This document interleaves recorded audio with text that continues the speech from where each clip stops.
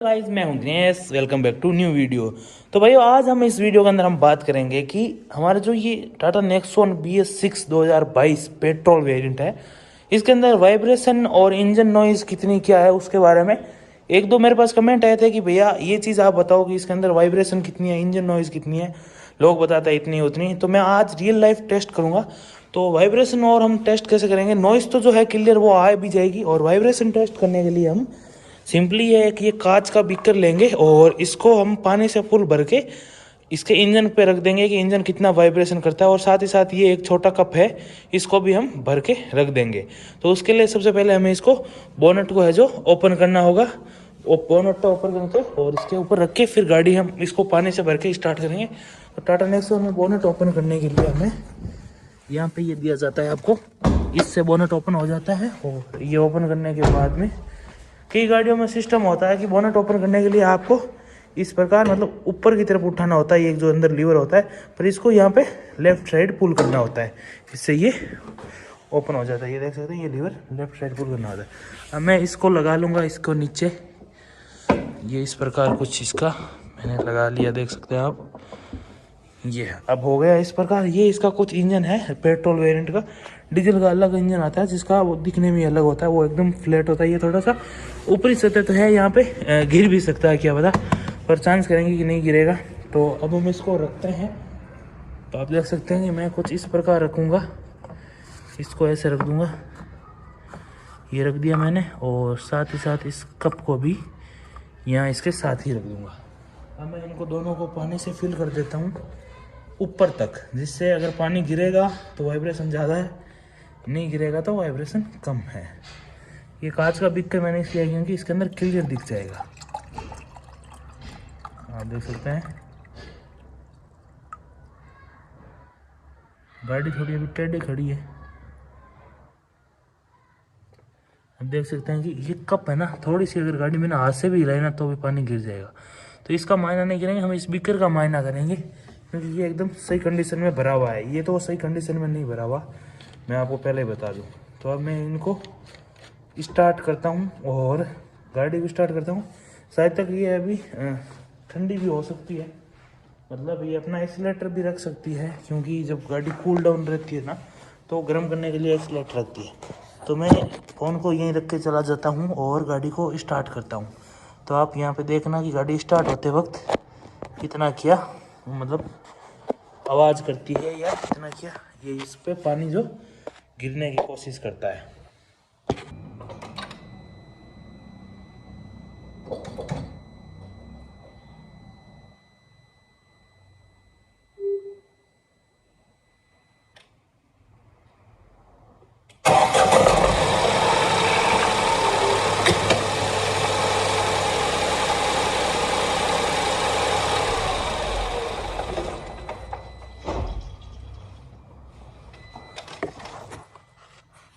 तो गाइस आप देख सकते हैं कि हमारा जो बीकर था वो तो गिर ही गया है, यहाँ पे गिरा है। अच्छा भाई ये फूटा नहीं, मैंने सोचा फूट गया होगा, इसके ऊपर ही गिरा था ये। और कप है वो भी गिर चुका नीचे, पता नहीं कहाँ गिरा है, दिखा नहीं, अभी तक मिला नहीं है मेरे को।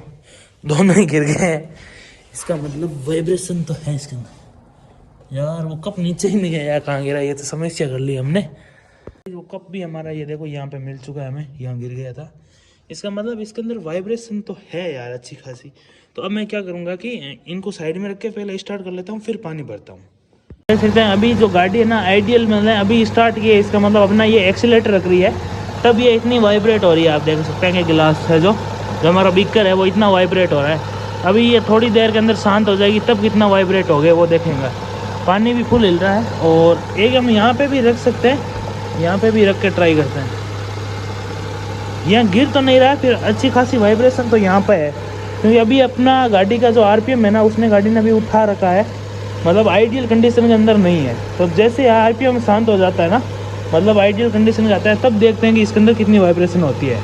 अब देख सकते हैं कि आवाज़ भी कम हो गई और RPM भी कम हो गए, इसलिए क्योंकि ये अभी आइडियल कंडीशन। तो अब तो ये ज़्यादा गिर रहा है, क्योंकि जब भी RPM कम होता है तो इंजन के अंदर कंपन ज़्यादा आता है।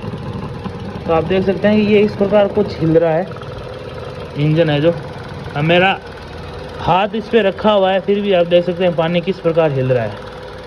इतनी वाइब्रेशन इसके अंदर है, इंजन के अंदर, इंजन के ऊपर आप देख सकते हैं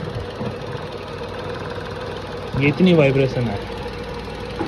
यही सेम कंडीशन है यहाँ पे भी ये नहीं टिक रहा है, देखो ये गिरने की कोशिश कर रहा है। तो इतनी वाइब्रेशन इसके अंदर है, आप देख सकते हैं इतनी वाइब्रेशन है यार। मैंने तो पहली बार सोची थी इतनी होगी शायद।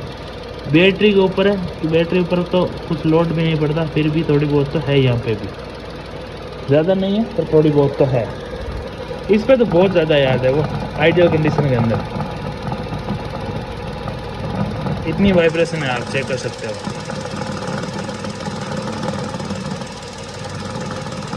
और भाई रही बात आवाज़ की, तो आइडियल कंडीशन के अंदर अब गाड़ी खड़ी है और बोनट ओपन है।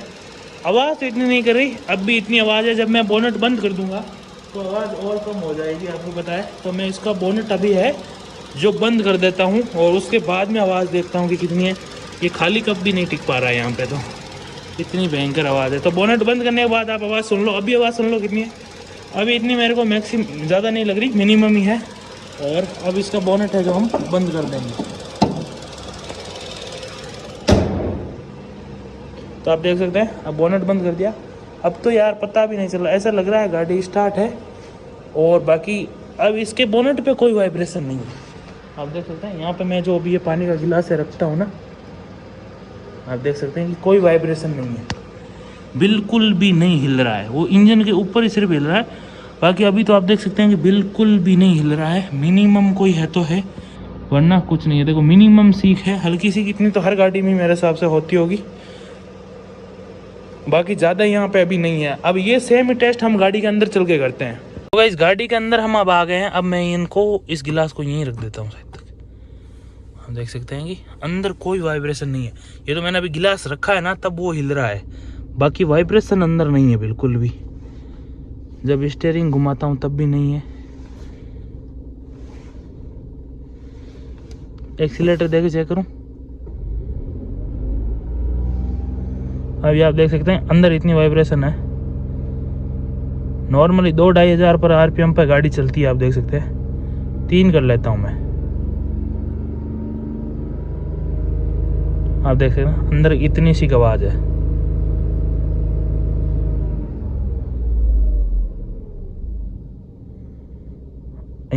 अंदर इतनी आवाज आ रही है, और ये तो बिल्कुल भी नहीं हिल रहा है। देखो इसको डैशबोर्ड पे भी रख के चेक कर लेते हैं हम। आप देख सकते हैं कि कितनी सी अगर इसके अंदर वाइब्रेशन आ रही है, आप देख लो मिनिमम सी आ रही है,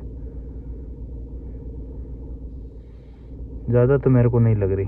मिनिमम तो है यार, हल्की वाइब्रेशन तो कौन कहता है इसके अंदर नहीं है। थोड़ी बहुत टाटा की गाड़ी के अंदर है।